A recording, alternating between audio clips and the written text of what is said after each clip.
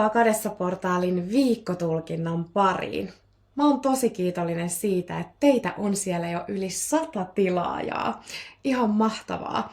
Ja tää olkoon merkki sulle siitä, että jos tosiaan oot pohtinut jonkin asian aloittamista jo vaikka vuosia, niin aloita, koska todellakin minä pohdin tätä vuosia ja aina löysin jonkun syyn siihen, että miksi nyt ei ole oikea aika, ajanhallinnallisia ongelmia tai mä halusin, että mulla on tarkka julkaisusuunnitelma tai jonkinnäköinen niin kuin identiteetti Kadessa-portaalille ja kaiken näköisiä syitä aina löytyi silleen, että miksi nyt ei ole oikea aika. Ja todellakin nyt kun on saanut tämän aloitettua ja teitä on parissa viikossa tosiaankin tullut sinne yli 100 seuraajaa, niin olkoon tää sullekin merkki siitä, että kulje sitä sun sydämen kutsua kohti ja aloita edes pienin askelin se, mitä oot jo pitkään ajatellutkin aloittavas.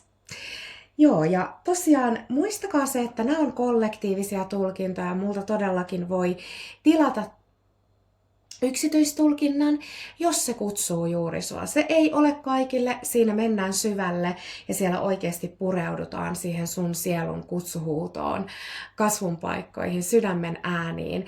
Ja joskus se voi olla aika tough lovekin, mutta jos tosiaan tunnet sen, että muutos ei voi enää odottaa, niin silloin suosittelen todellakin laittamaan mulle yksityisviestiä kadessaportaali@gmail.com, niin katsotaan sulle yksityistulkintaa sun tilanteeseen, koska tunnen sen luissa ja ytimissä, että nyt todella moni on muutoksen kynnyksellä ja se uusi energia on alkanutkin jo virtaamaan.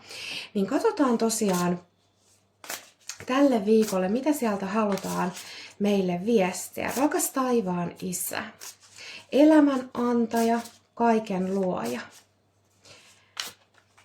Rakas taivaan Isä, elämän antaja, kaiken luoja.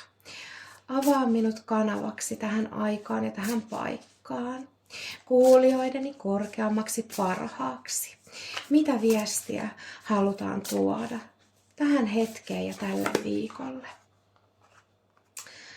Todellakin. Se sun tosivoima syntyy sun herkkyydestä. Ja todellakin niistä sun sisäisyyden voimavaroista, voimista, mitä sä oot kantanut sisälläsi läpi elämän. On ollut ajanjaksoja, jolloin sä et ole välttämättä pystynyt syystä tai toisesta kanavoimaan niitä maailmaan, kuten vaikka sun herkkyyttä, selväaistisuutta, mitä tahansa mitä herkkyys. Herkkyys voi olla myös taiteellisuutta. Se voi olla myös yksityiskohtien näkemistä siellä, missä muut ei näe. Se voi olla huoneen energian aistimista tai kehitysorientoitumista. Että kun sä meet johonkin, niin sä näet heti, että mitä siellä voisi kehittää, jotta se olisi kaikille täyttymyksellisempää. No kuitenkin sun vahvuus syntyy siitä sun herkkyydestä. Ja todellakin nyt on sun aika vaalia sitä sun herkkyyttä ja antaa sen virrata tähän maailmaan. Se on sun vahvuus. Joten anna sen näkyä ja kuulua ihan kaikkialla, mihin sä meet. Ei ole tarvetta enää suojella sitä, vaan nyt on oikeasti tarve olla se autenttisin versio itsestäsi, joka on herkkä, virtaava, tarkkanäköinen, tunneälykäs. Anna sen näkyä tähän maailmaan. Tämä tuli viime viikollakin ja usein viikosta toiseen samat teemat toistuu, koska muutos kun se lähtee käyntiin, niin siellä itse asiassa se kertaus on opintojen äiti ja me tavallaan kuljetaan syklisesti jatkuvasti tavallaan samaa teemaa läpi, kunnes se oppi on oikeasti mennyt perille. Ja tästä me tiedän, että siellä todellakin on sekä samoja katsoja, joille se toisto on tosi tärkeää, ja sitten siellä on myös uusia, joiden tarvii kuulla tämä juuri tässä hetkessä. Eli vieläkin me tehdään sitä vaikeuksista irrottautumista. Irrottautumista siitä raskaasta, mikä kuminauhan lailla vetää meitä taaksepäin, jotta me voitaisiin itse mennä eteen ja ylöspäin. Niin anna sen nyt todellakin tapahtua. Anna sen tapahtua sun herkkyyttä pitkin. Ja kun sä nimenomaan luovut siitä tavallaan synkkyyden, vaikeuden, raskauden energiasta, ja viime viikollakin tuli näky siitä, että kyseessä on myös ihan kehon keventyminen, ihan arjen keventyminen. Se, että sä otat oikeasti sen asenteen elämään, että elämä saa olla kevyttä ja sä saat vaalia hitauden kautta myös sitä sun herkkyyttä, jotta sä voit vahvistua siitä totuudesta, että on ok olla enemmän kuin ok, on täyttymyksellistä olla se, kuka sinä olet ja sen kautta tulla nimenomaan vahvimmaksi versioksi itsestäsi, koska sä toteutat sitä sun koko potentiaalia sen sun herkkyyden kautta. Ja se tarkoittaa todellakin sitä, että kun se sun herkkyys nousee sellaisten asioiden äärellä, että tämä ei toimi, tämä satuttaa mua, tämä ei ole mulle oikein, tämä ei täytä mua, niin laske ne irti sieltä.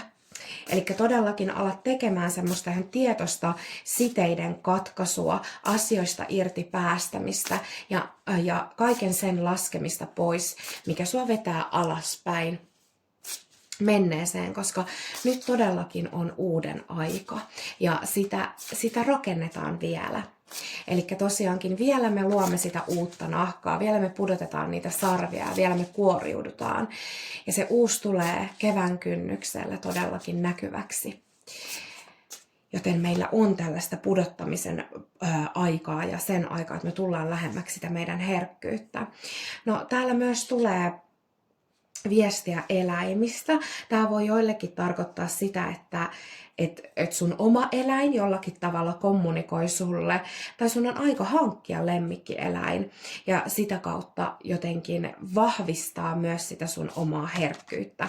Että sun elämään voisi tuoda vahvuutta ja voimaa se, että sulla on eläinystävä. Ja jos sulla on jo se eläinystävä siellä, niin todellakin nyt tämä viikko on jotenkin erityistä aikaa sille, että todellakin lähennyt yhä syvemmin sun kissan tai koiran tai hevosen tai kanojen kanssa tai matelioiden tai mitä ne ikinä onkaan.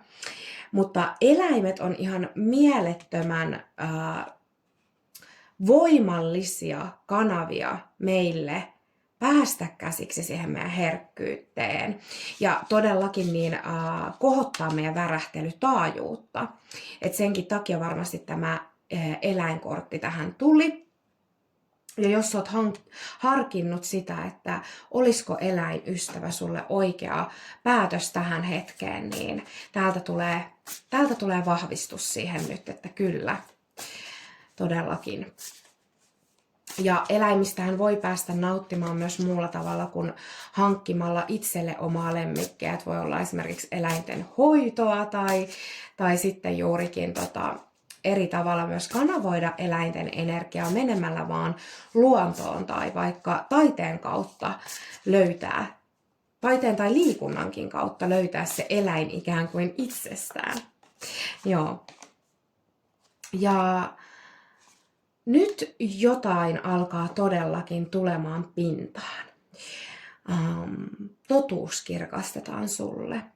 Mä just eilen tuossa ystävälle sanoin, että kun sä et tiedä totuutta, sä tiedät kuitenkin sen, että se totuus on erittäin tarpeellista nähdä, tuntea, aistia, todistaa, jotta sä voit tehdä oikeita päätöksiä siinä, että mitä kohti sä kuljet, niin rukoilu on mielettömän voimakas keino tunnistaa totuutta. Mulla on lukemattomia kertoja omassa elämässä ollut sellainen tilanne, että mä oon rukoillut Jumalaa ja Jumalalta totuutta. Sitä, että näytä mulle niin kirkkaasti totuus, että mä en voi ihmisenä sitä enää kieltää. Näytä se mulle niin selkeästi, että mulla ei ole siihen enää mitään nokan koputtamista. Ja aina kun mä oon tätä Jumalalta rukoillut, niin mulle todellakin on näytetty hyvin selkeästi se totuus. Ja joskus todella kipeilläkin tavoilla, niin kuin ikään kuin slap in the face sille, että se on oikeasti lävähtänyt mun naamalle se totuus, että mä en ole voinut kieltää sitä enää. Niin nyt todellakin tällä viikolla semmoiset ikään kuin salassa pidetyt totuudet, jotain mitä sä et tiedä vielä, niin tuodaan sun tietoisuuteen, se tuodaan sulle kristallin kirkkaasti. Ja se voi olla jotain todella isoakin, mitä on tavallaan pidempään jo ollut pinnan alla, tai sitten jotain todella järisyttävää, mikä niin kuin muuttaa sun maailmankuvaa isosti, tai nimenomaan saa sua kääntämään suuntaa tosi radikaalisti. Eli joku totuus sieltä on paljastumassa, ja tämän ystävän kanssa, kenestä puhuin, niin keskusteltiin myös siitä, että se on oikeasti todella radikaali päätös pyytää paljasta totuutta elämään, koska silloin se kysyy myös meitä olemaan radikaalin rehellisiä elämän ja luojan edessä. Sillä kun me rakennetaan henkilökohtaista suhdetta luojaan, me aletaan ymmärtää se, että luoja, elämän antaja, Jumala, se on tie, totuus ja elämä. Ja Jumalan edessä me ei voida enää piilottaa mitään. Että joskus kun se totuus, mitä Jumala alkaa meille näyttää, onkin epämiellyttävä, se ei ole sen meidän ihmismielen suuntainen, niin se voi olla joskus vaikea hyväksyä ihmisyyden ja arjen tasolla ja alkaa nimenomaan suuntaamaan sitä omaa energiaa totuutta kohti, vaikka se totuus tekisi kipeää.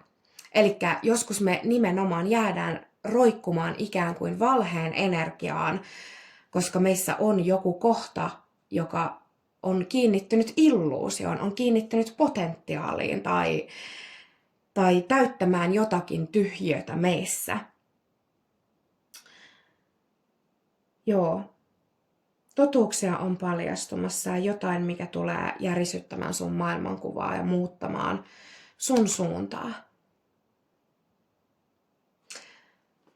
Katsotaan tähän vielä, että mitä henki, totuuden väki, rakas taivaan Isä, elämän antaja, kaiken luoja. No joo, eli vaikka sieltä on jotain järisyttävää tulossa, niin itse asiassa se totuus, mikä sulle kirkastetaan, niin se on tuova sulle syvän rentouden ja rauhan tilan, koska tietynlainen jännittyneisyys, ahdistus, epätietoisuus putoaa pois. Ja se vapauttaa susta niin paljon energiaa, että todellakin sä pystyt alkaa rentoutumaan siihen ajatukseen, että hei, mitä sieltä onkaan mulle tulossa, kun nämä vaikeudet ja raskaat energiat on putoamassa pois. Eli siellä näkyy horisontissa oikeasti rauhanomaisempi tila, jossa sulla on tilaa levolle, autenttisuudelle, aitoudelle ja onnellisille hetkille sekä paljon onnellisemmalle ajanjaksolle, mitä siellä on tähän asti ollut. Eli todellakin tulevaisuus näyttää onnellisia aikoja, kun sieltä vaan uskalletaan irrottaa niistä raskaista energioista, vaikeuksista, vaalia sitä meidän herkkyyttä ja muistaa ikään kuin se eläin meissä tai eläimet meidän ympärillä. Yhdessä mun runossa sanotaan, että sä oot eläin ja kosmos samaan aikaan Jumalan armosta. Eli muista se primitiivisyys meissä samaan aikaan, kun meissä on kaikki ne kuudennet aistit ja aistitietoisuus ja hengen keho, hengen tieto, niin meissä on se primitiivisyys. Meissä on se, joka kaipaa struktuuria, turvaa, jolla on ne päivittäiset, viikoittaiset tarpeet, jotta me selvitään hengissä ja jotta elämän energia virtaa meissä. Eli muista ihan ne sun primitiivisimmät, biologisimmat tarpeet. Ota mallia eläimistä.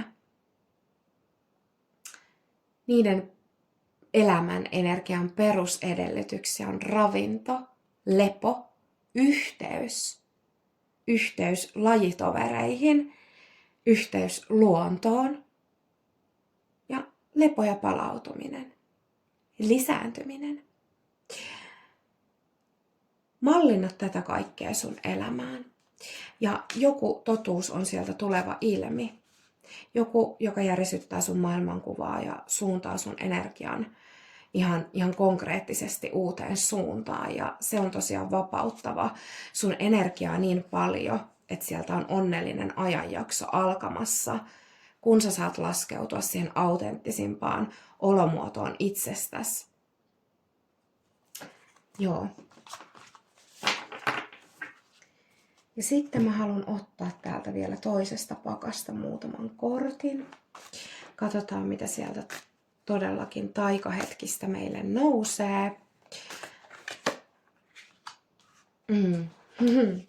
Tää tuli jo viime viikolla, eli usein mun tulkinnat on samantoistoa, koska prosessit ei aina ole kovin nopeita.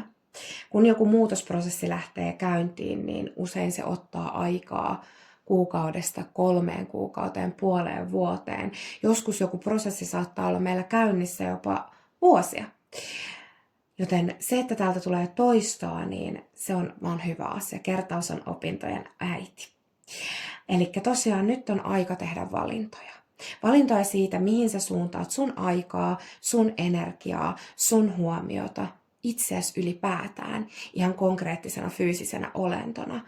Mihin sä suuntaudut, mihin sä gravitoidut, millaisia valintoja sä teet ihan päivittäin. Ja todellakin, jos siellä on ollut joku pidempään joku asia, mitä oot halunnut tehdä, niin nyt on aika alkaa tekemään sille tilaa ja viemään sitä eteenpäin. Ja todellakin manifestoimaan sitä fyysiseen maailmaan todeksi.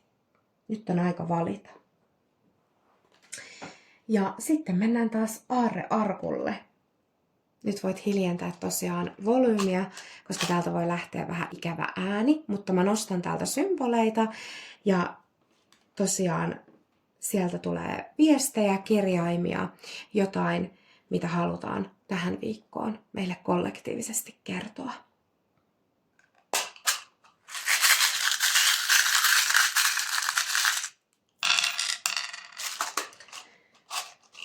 Ja nyt huomaan heti, että täältä tuli 2 lintusymbolia.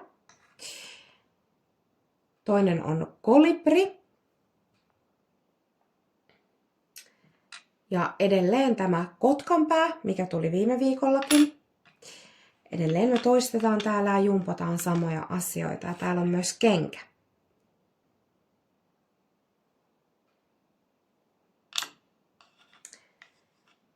Ja sitten täällä on kirjaimet T, niin kuin Teemu, Timo, Tanja, Tarja, N, niin kuin Niina, Nea, Niko, Niilo, X, niin kuin esimerkiksi Eksä, J, ei anteeksi, P-kirja niin kuin Pekka, Pertti, Pia ja A,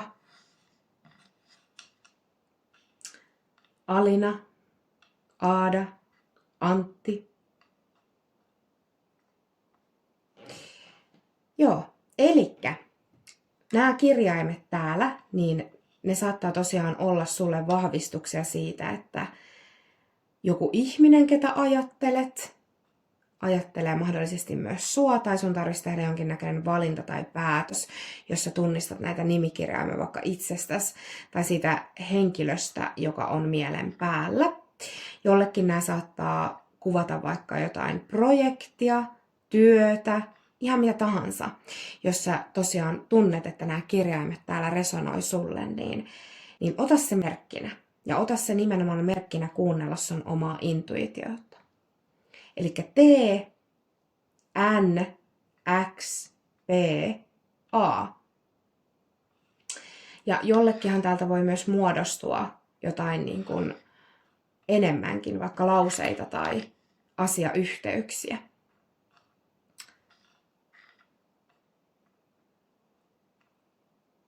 Mulle tämä näyttäytyy hyvin vahvasti nyt tämä symbolien kirjo, mikä täällä on, että jonkun tarvii päästää irti menneestä, ehkä ex-kumppanista,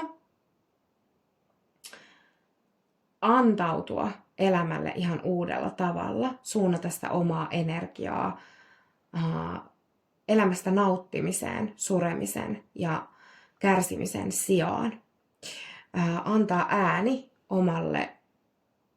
omalle luovuudelle, omalle itseilmaisulle. Kolibri kuvaa mulle aina sellaista oman äänen löytämistä, itseilmaisua, näkyväksi ja kuuluvaksi tulemista. Eli tavallaan ottaa jalat alle, laittaa ne kengät jalkaan ja lähteä pois jostain tilanteesta. Tai vastavuoroisesti mennä sitten jotain uutta kohti. Eli tosiaan semmoista pois liikkumista, uutta kohti kulkemista. Jonkun uuden matkan tai uuden polun aloittamista ja siihen lähtemistä oman itseilmaisun kautta. Ja nimenomaan olla takertumatta liikaa lillukan varsiin, yksityiskohtiin tai mihinkään sellaiseen tilanteeseen, missä sä tiedostat, että tämä ei tuo mulle täyttymystä, että mä oon takertunut tähän nyt täyttääkseni jotakin aukkoa elämässä, mitä mä en ole uskaltanut täyttää muulla tavoin. Kohtia, joissa mä en ole ottanut omaa tosipotentiaaliani tosissani. Eli nyt katsoo lintuperspektiivistä sitä omaa elämää jälleen kerran. Mitä on aika jättää taakse? Mitä kohti on aika kulkea? Joo.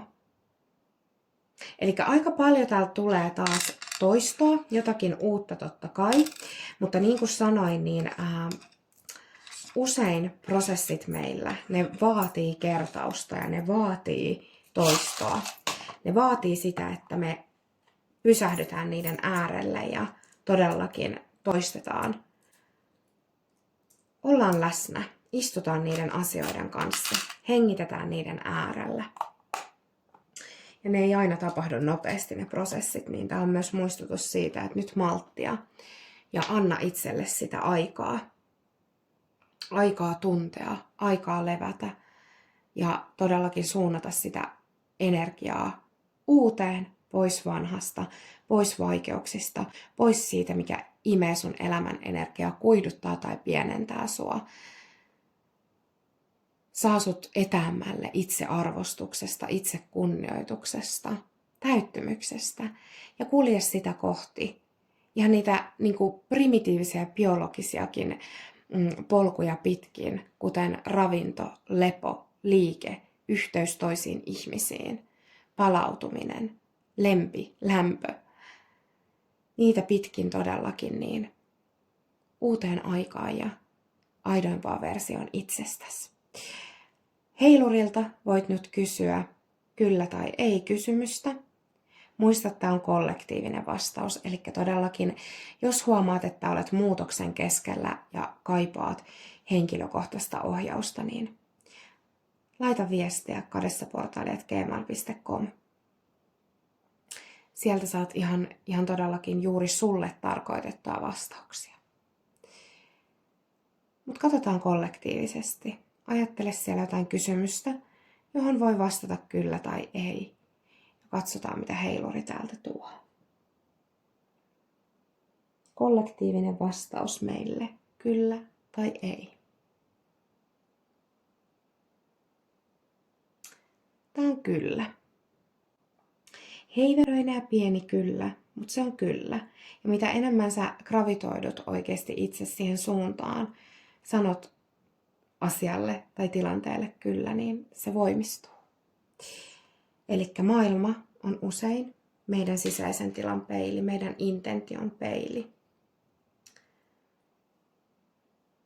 Sinne, minne se meidän energia gravitoituu, niin se ikään kuin fyysistyy ja manifestoituu. Joo, nyt voit vielä kysyä jotain, mihin sä haluat aikamääräisen vastauksen. milloin jokin asia tapahtuu. Milloin jokin asia tapahtuu. Kollektiivinen vastaus. Ja tässäkin se on aina spesifimpää, kun ottaa tosiaan yksityistulkinnan. Silloin saa oikeasti itselle ja omaan energiaan katsottuja vastauksia.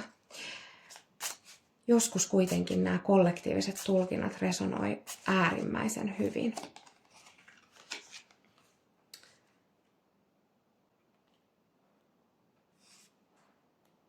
Mun piti hetken